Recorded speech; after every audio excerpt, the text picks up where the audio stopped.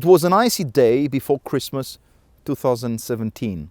Despite the cold weather in Bucharest, hundreds of thousands of people gathered together to mourn the death of King Michael of Romania. Prince Charles of Wales, as well as King Juan Carlos of Spain, attended the funeral of one of the last Eastern Orthodox monarchs in the world.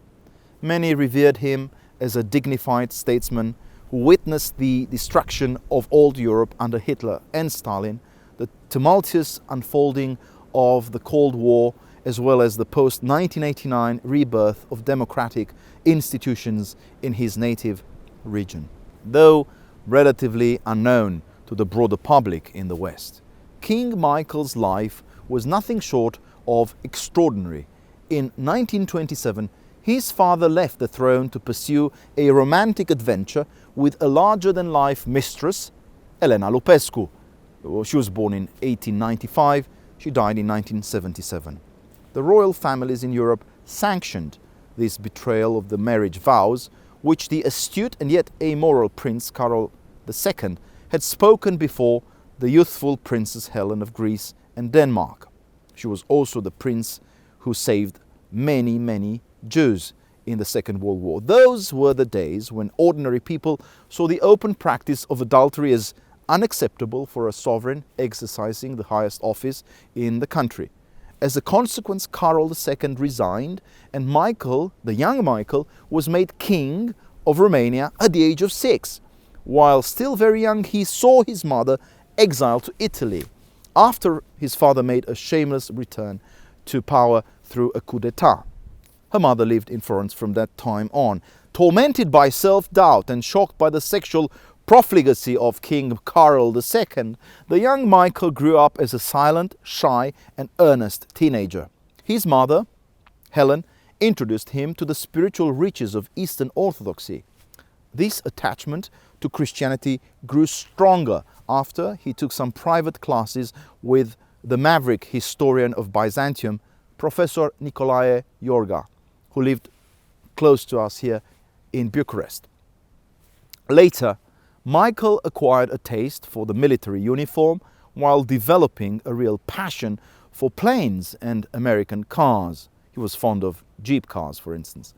Sandwiched between Nazi Germany and the Soviet Empire, interwar Romania tried very hard to maintain its traditional democratic allegiance towards Great Britain and the United States of America.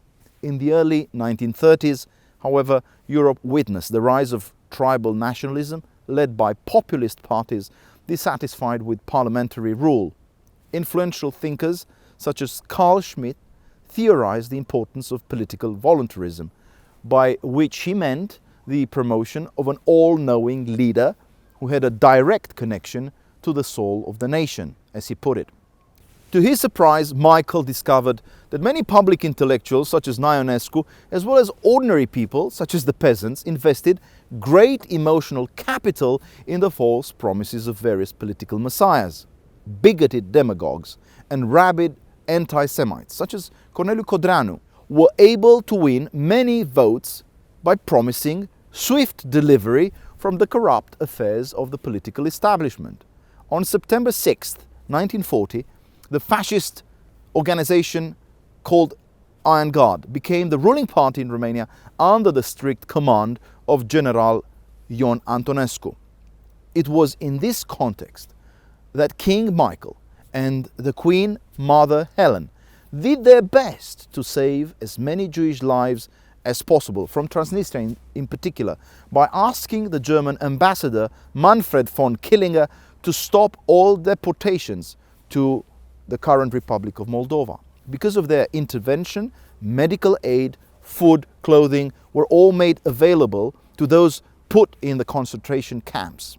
This is why Yad Vashem Museum in Jerusalem recognized King Michael's mother as a righteous among the nations, stating that she, I quote, saved the lives of thousands of Jews, including orphans sentenced to death by the SS officer Adolf Eichmann.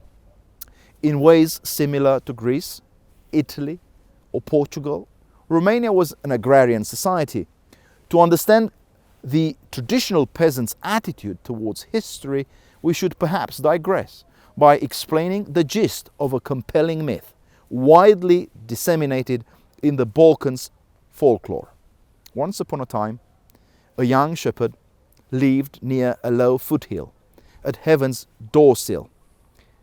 The main character owned horses of a rare breed and fierce hounds protecting his flock, but not necessarily himself. The shepherd was wealthier than his comrades. Envy kicked in, and the ruthless competitors plotted to kill the gifted one. Instead of putting up any form of resistance, the shepherd decided to recast the experience of death in terms of marriage with his own destiny. Is this stoic appropriation of amor fati? We don't know, really. But the Romanian shepherd believed that his physical annihilation did not bring an end to life, but instead introduced a new otherworldly dimension in which his soul and the stars could celebrate a cosmic wedding. This Gandhi-like approach to non-violent behavior has often translated into a sense of collective resignation, melancholy and powerlessness, especially among the ordinary people. To some extent, the story of the lonely shepherd is an allegory of King Michael's minimal use of power as the sovereign of a Christian nation. Confronted with the German economic takeover of its natural resources, as well as with the Soviet invasion of its historical territory of Moldova, the province of Stephen the Great, by the mid-15th century, Romania accepted its unhappy fate. From 1941 to 1944, King Michael was forced to swallow Adolf Hitler's alliance with the fascist dictator General Antonescu, while from 1944 to 1947, the same King Michael consented to the ruthless Bolshevik appropriation of a defenseless country. Bullied by the Soviets and abandoned by his Western allies, King Michael wasn't able to save the rule of law or any democratic institution, despite all the humiliations inflicted by Stalin's wartime diplomat, Andrei Vyshinsky. What King Michael managed to rescue was the symbol of the crown, equated with the notions of honor and dignity. On January 3rd, 1948, he left Romania and settled in Switzerland. There, he reinvented himself as a loyal husband to Queen Anna and father of 5 daughters, for whom he raised chickens on a domestic farm. King Michael's painful exile was accompanied by the disappearance of all previous forms of public recognition. While still in his prime years, King Michael accepted a very humble life, being deprived of any social gratification.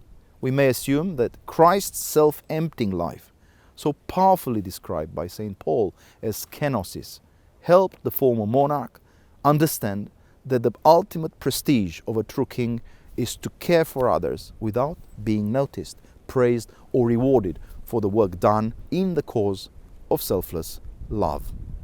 King Michael was a Romanian shepherd fighting the totalitarian wolves of the 20th century. I'm Nicolae Iorga, and I'm asking you to subscribe to this channel if you like this video. Also, do not forget to support our work through your donation right now on www.patreon.com/neamtu. Thank you.